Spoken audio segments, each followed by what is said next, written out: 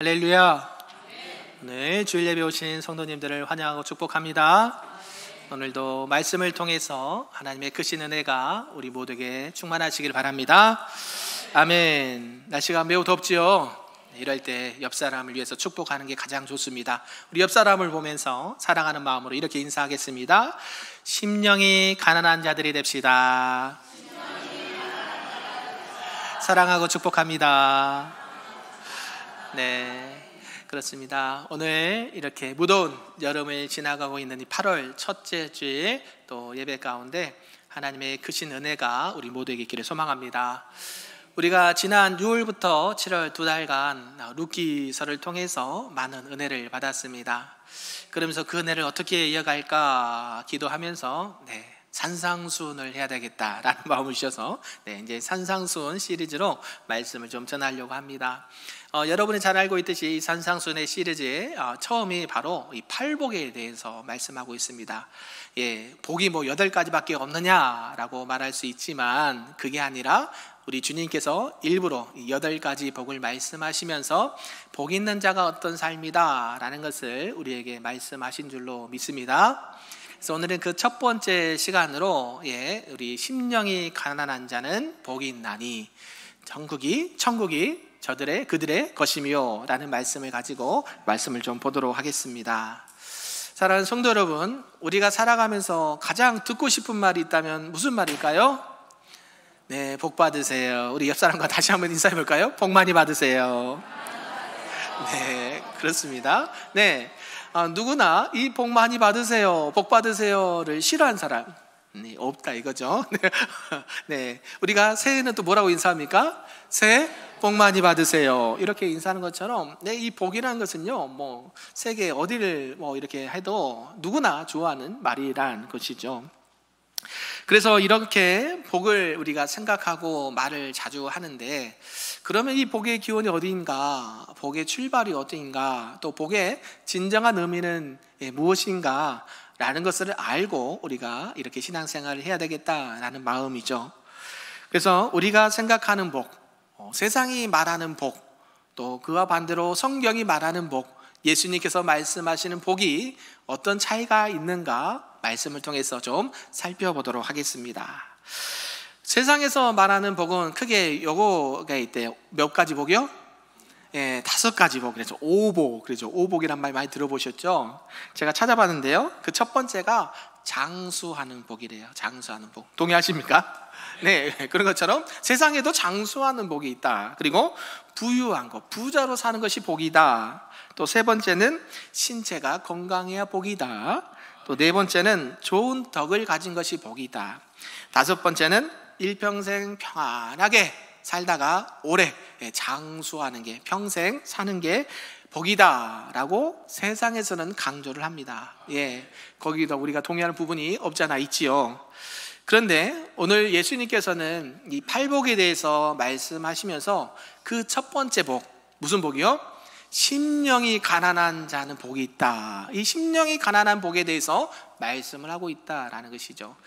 우리가 첫째라는 것은 그만큼 중요하다라는 의미가 있겠죠. 그래서 우리가 복을 이야기하기 전에 가장 먼저 다른 복보다도 이 복이 가장 중요한데, 그 복 중에 복이 심령이 가난한 자가 복되다라고 말씀하신 것입니다. 이것은 그냥 사람들을 위로하고자 하는 말이 아니겠죠. 예수님께서 이 공생의 사역을 시작하신 이후에 가장 먼저 선포하신 것이 하나님의 나라였습니다. 회개하라, 뭐가 가까이 왔다? 천국에 가까이 왔다라고 하면서 이 하나님의 나라에 대해서 쭉 설명을 하시고, 많은 사람들에게 하나님의 나라에 대해서 실제적으로 사역을 통해서 알려주었다라는 것이죠. 우리가 읽지는 않았지만 마태복음 4장에 보면요, 예수님께서 이제 사단에게 시험을 받고 또 성령의 충만함을 이렇게 입은 다음에 이제 공생의 사역을 시작하는데, 이때 하나님 나라를 선포하신 이후에 많은 병자들을 고쳐주셨습니다. 그리고 많은 기적과 이적과 표적을 통해서 하나님의 영광을 드러내 주셨다라는 것이죠. 그런데 신기한 이상한 일이 하나 발생했습니다. 그게 뭔가 봤더니, 그런 표적과 이적과 기적을 통해서 예수님을 따르는 무리들이 생겼다라는 것이죠. 전에는 몰랐습니다. 근데 예수님께서 하나님의 나라를 선포하시고 이런 기적과 이적을 행하면서 하나님의 나라는 이런 것이다라는 것을 보여주셨어요. 여러분, 하나님 나라에 질병이 있을까요? 없을까요? 하나님 나라에 고통이 있을까요? 없을까요? 하나님 나라에 물질이 필요할까요? 안 필요할까요? 네, 필요 없어요. 예, 하나님의 나라는 바로 이러한 것이야. 하나님 앞에 회개하고 돌아온 자는 하나님의 나라의 백성이 되는데, 하나님의 나라는 아픔도 없고 슬픔도 없고 질병도 없고 물질도 필요 없는, 세상에 그 어떤 것도 필요 없는 하나님의 영광만 있는 것이 하나님의 나라다라고 말씀해 주시고 사역을 실제로 통해서 했다는 것이죠. 예, 병자를 국리를 여기는 마음, 하나님의 마음이고, 이것을 통해서 결국 그 나은 사람이 누구의 백성이 되길 원해요? 하나님의 나라 백성이 되길 원하시는 게 하나님의 예수님께서 하신 사역이다라는 것이죠. 그래서 이때 이제 사람들이 이렇게 따라다니는 무리들을 봤더니 특이한 점이 하나 있습니다. 봤더니요, 주로 이 사회에서 소외된 자들이 예수님을 따라다녔다라는 거예요. 누가 따라다녔을까요? 네, 많은 병자들, 그죠? 귀신 들린 자들, 또 사회에서 가난한 자들, 또 인생의 무게에 짓눌린 자들이 누굴 따라다녔어요? 예수님을 따라다녔다라는 거예요. 그러면서 예수님께서 하신 말씀이 뭐냐면 너희가 복이 있다라고 말하는 거예요. 아멘이신가요? 네, 세상에 정말 잘 나가고 물질이 있고 뭔가를 이룬 사람들이 복이 있는 것이 아니라 진짜로 너희들이 하나님의 은혜가 아니면 살아갈 수 없는 너희들이 진짜 복된 자들이다라고 선포를 하고 있다라는 것이죠. 그들은 세상적으로 아무것도 내세울 수 없는, 아무것도 없는 연약한 자들이었다라는 것이죠. 그런 자들이 너희가 복이 있다라고 말씀한다라는 거예요. 예, 세상이 말하는 복과 예수님이 말하는 복은 어떤 차이가 있나요? 하늘과 땅 차이가 있는 것이죠. 예, 극과 극을 달립니다. 세상에서는 많은 부를 가져야 복 있는 사람이다, 건강해야 복 있는 사람이다, 예, 잘 나가야 뭔가 좋게 성공을 해야 복이 있는 사람이다라고 이야기를 하지만 우리 주님께서는 그들 보고 복이 있다라고 말한 적이 없습니다. 심령이 가난한 자가, 정말로 세상에 아무것도 없는 자가 하나님의 백성으로서 복 있는 자다라고 말씀한다라는 것이에요. 우리가 잘 알고 있는 구약에 보면 이사야 선지자가 나옵니다. 이사야 선지자가요, 6장 5절에 이 하나님의 영광을 보면서 이렇게 고백하는 말씀이 있어요. 화로다 나여 망하게 되었도다, 나는 입술이 부정한 사람이다 라고 고백을 해요.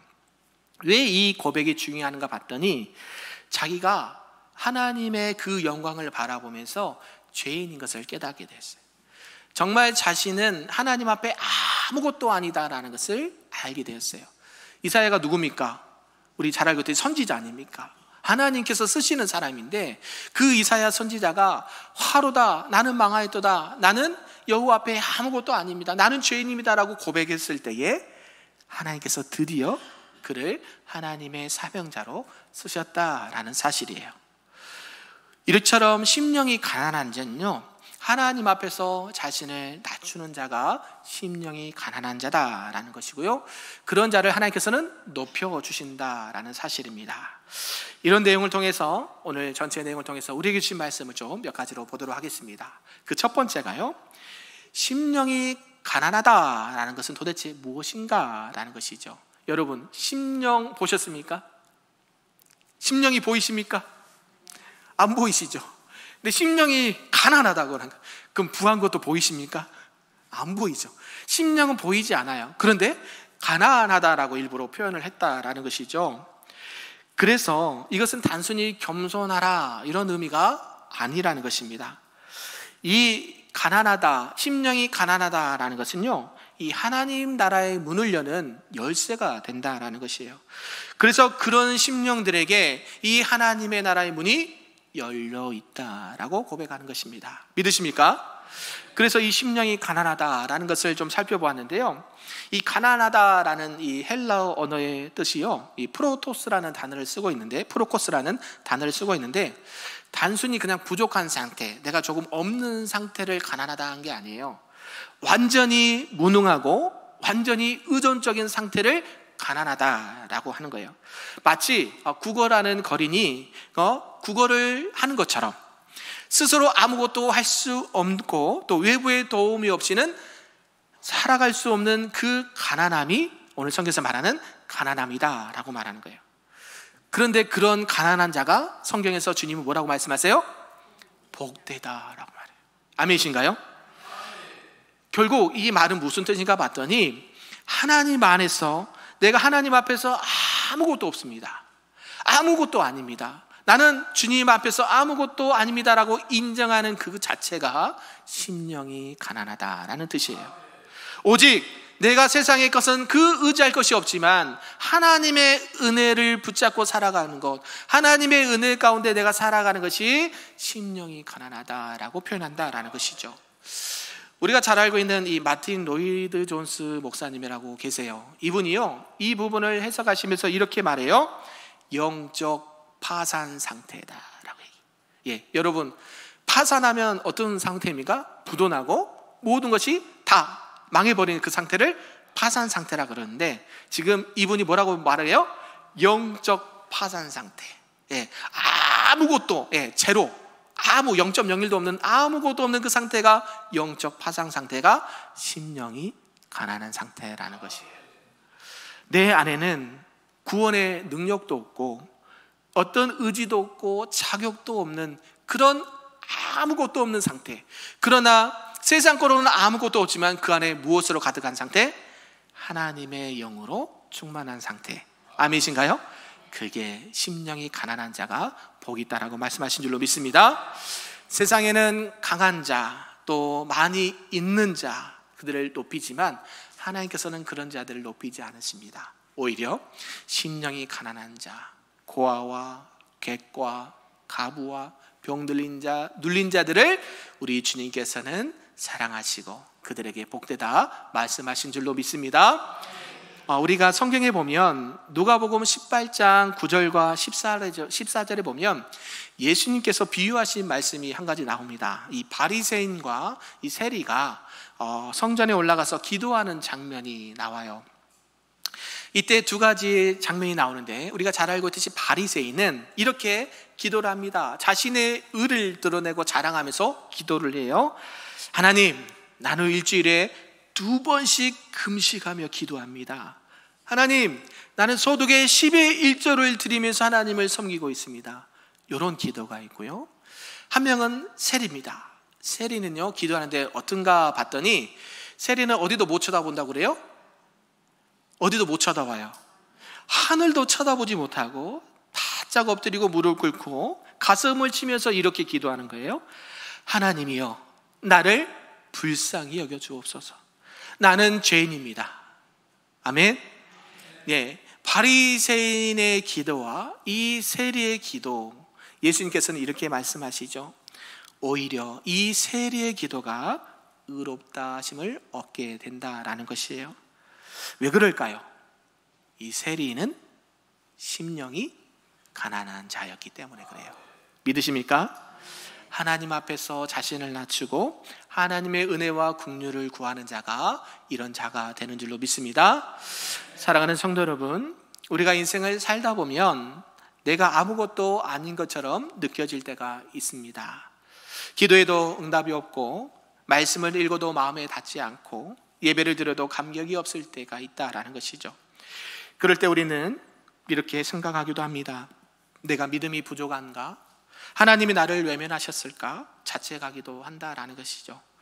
그런데 우리 예수님께서는 그런 심령 가운데 하나님 앞에 나와 하나님의 은혜를 구하는 자들에게 복이 있다라고 말씀하신 줄로 믿습니다. 그래서 심령이 가난하다는 것은 하나님 안에서 나의 인생의 모든 것이 무너지고 사라질지라도 오직 그 심령 가운데 하나님의 영으로 충만한 상태가 심령이 가난한 자의 상태가 되는 줄로 믿습니다. 우리 모든 성도님들도 이러한 은혜가 있기를 간절히 소망합니다. 아멘. 두 번째는, 그렇다면 심령이 가난한 자를 보았다고 하면 왜 심령이 가난한 자가 복이 있을까? 심령 안 가난하면 복이 없을까요?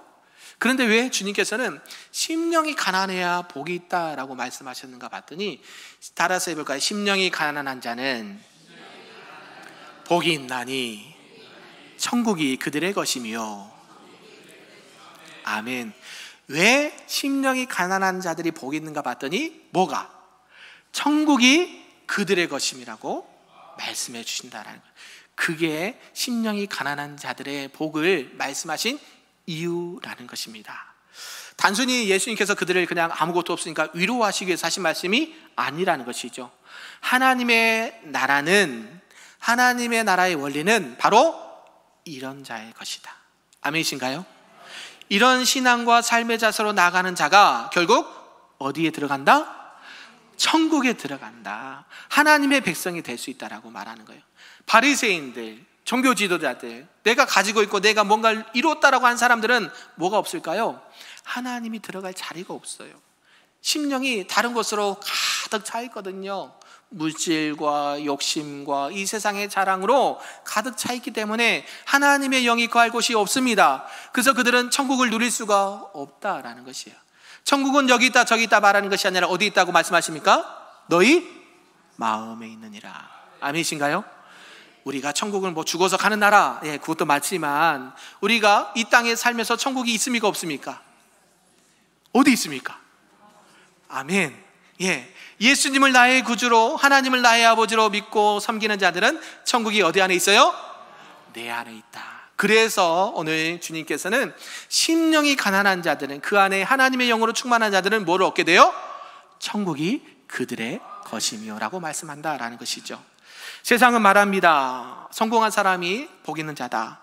스펙을 가진 자가 성공한 자다. 또 강한 자가 복 있는 자다라고 말하지만 우리 주님은 절대 그렇게 말씀하지 않으세요. 자신을 낮추고 또 무너진 자를 회복하시면서 의지할 것 없는 하나님의 은혜가 아니면 살 수 없는 자들에게 은혜를 베풀어 주신 분인 줄로 믿습니다. 그래서 심령이 가난한 자는요, 세상에 의지할 게 없습니다. 누구밖에 없어요? 주님밖에 없어요. 아까 세리처럼 나는 주님밖에 없습니다. 나를 불쌍히 여겨 주옵소서라고 고백할 때에 그 심령 가운데 하나님의 나라가 임하게 되는 줄로 믿습니다. 아멘. 우리가 잘 알고 있는 예수님의 수제자가 있습니다. 누굴까요? 베드로. 네, 베드로가 있습니다. 12제자 중에 수제자라고 하면 베드로를 들 수가 있죠. 이 베드로가 예수님을 따라다니면서 많은 사역들을 감당했습니다. 그러면서 예수님의 수제자답게 먼저 앞장서기도 하고, 뭔가 있으면 먼저 솔선수범해서 나아가면서 예수님이 어려움을 당하면 나도 어려움을 당하겠습니다. 심지어 주님이 죽으면 나도 죽는 자리에 따라가겠습니다. 호언장담했던 베드로가요, 무너질 때가 있었다는 것이죠. 예수님께서 잡히시던 밤에 그는 3번이나 누구를 부인했습니까? 아니, 예수님 따라서 같이 죽겠다고 말했잖아요. 근데 그 베드로가 자신이 말한 것임에도 불구하고 주님을 3번이나 부인합니다. 그러면서 닭이 울어요. 근데 그 닭이 우는 동안 누구하고? 우리 안봉원 집사님하고 저하고 아이컨택. 아이컨택. 누구하고 눈이 맞춰져요? 베드로하고? 예수님하고 눈이 딱 마주친 거예요. 그러면서 어떤 생각이 그 찰나에 들어갔을까요? 주님께서 이미 잡히시기 전에 베드로야, 너는 나를 3번 부인할 거야. 닭이 울기 전에 너는 나를 3번 부인할 거야 라고 누구는 알고 계셨어요? 예수님은 알고 계셨어요. 그때 그 예수님의 말씀이 기억나서요, 그 닭이 우는 소리를 듣고 대성통곡을 합니다. 뭐가 무너졌을까요? 베드로가 그토록 자랑했던 그 모든 것들이 한순간에 다 바닥에 떨어지면서 심령이 가난하게 됐다는 거예요. 그때 우리 주님은 부활하신 이후에 베드로를 찾아오십니다. 베드로를 찾아오셔서 뭐라고 하셨나요? 나무라셨죠. 너 왜 나 그때 부인했어? 혼나야 돼. 그런 적이 없습니다. 예수님은요, 베드로에게 말씀하십니다. 베드로야, 네가 나를 뭐 하느냐? 사랑하느냐? 몇 번 물어보셨어요? 3번 물어보셨어요. 네, 내가 주님을 사랑합니다. 요 부분 제가 전에 설교한 적이 있었죠? 내가 주님을 사랑합니다. 진짜 사랑합니다. 정말 사랑합니다 라고 고백했을 때에 주님은 베드로에게 무엇을 맡기십니까? 사명을 주시죠. 내 양을 먹이라, 내 양을 치라, 내 양을 먹이라.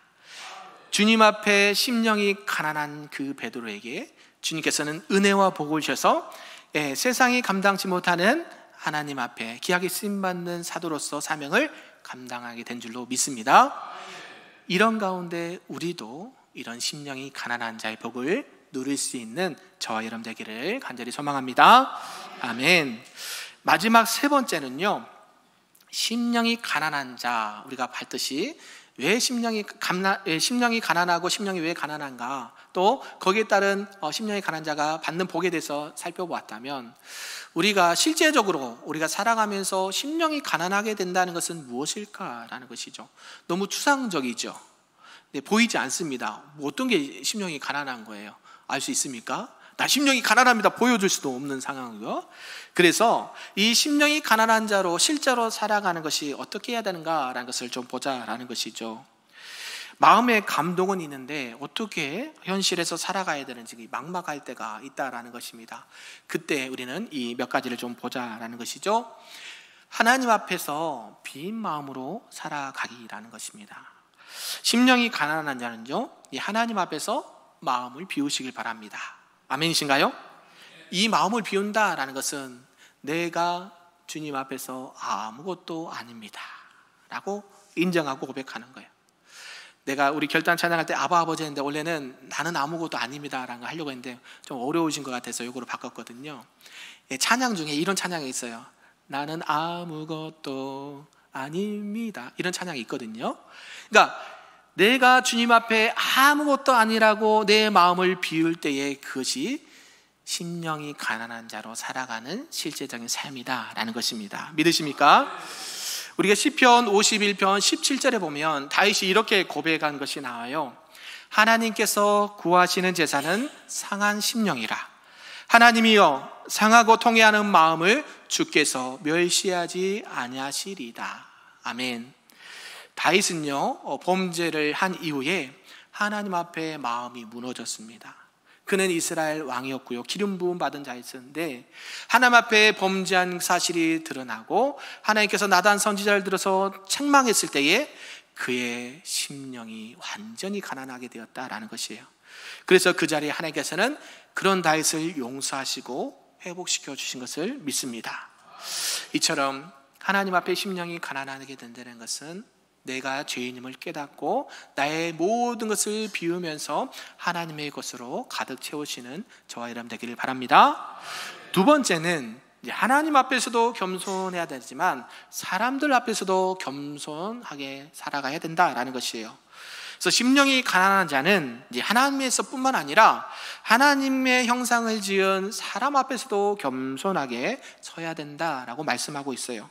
자신을 높이려 하지 않고 다른 사람을 귀히 여기고 세우는 사람이 심령이 가난한 자다라는 것입니다. 왜 그런가 봤더니요, 빌립보서 2장 6절과 8절에 주님께서 이렇게 말씀하셔요. 주님에 대해서 빌립보서가 그는 근본 하나님의 본체시나 자기를 낮추시고 죽기까지 복종하셨다라고 말씀하고 있습니다. 누가요? 누가 그랬다고 그랬어요? 예수님께서. 예수님의 근본 본체시래요. 누구랑? 하나님과 근본 같아요. 본이 같아요. 본체세요. 그러나 그분이 뭐하기까지? 죽기까지 복종하셨대요.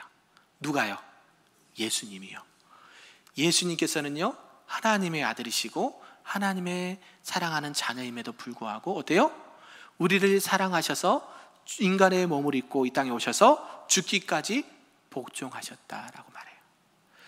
그는 하나님이시였습니다. 그런데 사람들 앞에서 자신을 낮추셨다라는 것이에요. 그리고 제자들의 발을 씻기면서 종의 자리까지 내려갔다라는 것이죠. 발은 누가 씻겼습니까? 주인이 씻겼습니까? 종이 씻겼습니까? 당시에 종이 씻겼다는 것이죠. 일부러 예수님께서는 그 본을 보이면서 너는 뭐하는 자가 되라? 섬기는 자가 되라. 아멘이신가요? 저와 여러분이 심령이 가난한 자로 살길 원하십니까? 그러면 겸손히 엎드려 하나님의 은혜를 구하고 많은 하나님의 사람들을 겸손히 섬길 수 있는 저와 여러분 되기를 소망합니다. 아멘. 마지막 세 번째는 하나님의 은혜를 기억하고 감사하며 살아가라 라는 뜻이에요. 하나님의 은혜 가운데 우리가 살아갑니다. 심령이 가난한 자는요, 항상 잊어버리면 안 되는 게 있습니다. 무엇을 잊어버리면 안 될까요? 하나님의 은혜를. 아멘이신가요? 늘 하나님의 은혜에 감사하며 살아가는 것이 심령이 가난한 자의 삶이다라는 것입니다. 내가 받은 것은 누가 주신 것입니까? 네, 하나님이 주신 것. 나의 전부가 하나님의 것입니다. 내가 살아서 숨쉬는 것, 내가 걸어 다니는 것, 내가 보는 것, 만지는 것, 내가 먹는 것, 자는 것, 쉬는 것, 모든 것이 하나님의 은혜입니다 라고 말해요. 고린도전서 15장 10절에 사도 바울이 이렇게 고백을 합니다. 그러나 나의 나된 것은 누구의 은혜라? 하나님의 은혜라 라고 고백을 해요. 우리가 잘 알고 있지 않습니까? 베드로는 원래 어떤 사람이었어요? 예수님을 믿는 사람들, 교회를 다니는 사람들을 핍박하던 사람, 스데반 집사를 돌에 쳐 죽이는데 앞장섰던 사람, 그가 누구였어요? 사울이었어요. 바울이었어요. 그런데 그가 하나님의 은혜 가운데 주님을 만나게 되고 또 회심한 이후에 이제는 평생토록 이 복음을 위해서 그 사명을 감당합니다. 순교하기 직전까지, 순교하면서까지. 그러면서 어때요? 사도행전 24장 20절이 이렇게 말하잖아요. 내가 하나님의 은혜의 복음을 전하는 일을 마치려 하면은 나의 뭐조차, 나의 생명조차 조금 더 귀한 것으로 여기지 아니하노라. 아멘. 나의 나된 것은 하나님의 은혜다라고 하면서 이렇게 하나님 앞에 심령이 가난한 자로 살아갔던 인물이 바울이었다라는 것이죠. 사랑하는 성도 여러분, 오늘 말씀을 좀 정리하겠습니다. 우리가 모두 복 받기를 소망합니다. 복 있는 자로 살아가길 원하는데 그 첫 번째, 심령이 가난한 자가 되길 원합니다. 심령이 가난할 때에 하나님께서는 우리에게 약속하신 것이 있습니다. 뭐요? 천국이 우리들의 것이 되는 줄로 믿습니다. 하나님 앞에 다 나의 세상 것을 다 비우고 하나님의 영으로, 성령으로, 말씀으로 충만히 채워가면서 하나님의 나라를 소유하시길 바라고, 또 이 땅 가운데서도 하나님의 거룩한 백성으로, 천국의 백성으로서 여러분을 통해서 하나님의 영광이 드러나고 또 실제적으로 심령이 가난한 자로서 섬기는 자로, 또 하나님 은혜에 감사하는 자로 하나님의 뜻을 이뤄가는 자로 우리 모든 성도님들 살아가시기를 주님의 이름으로 축복합니다. 아멘.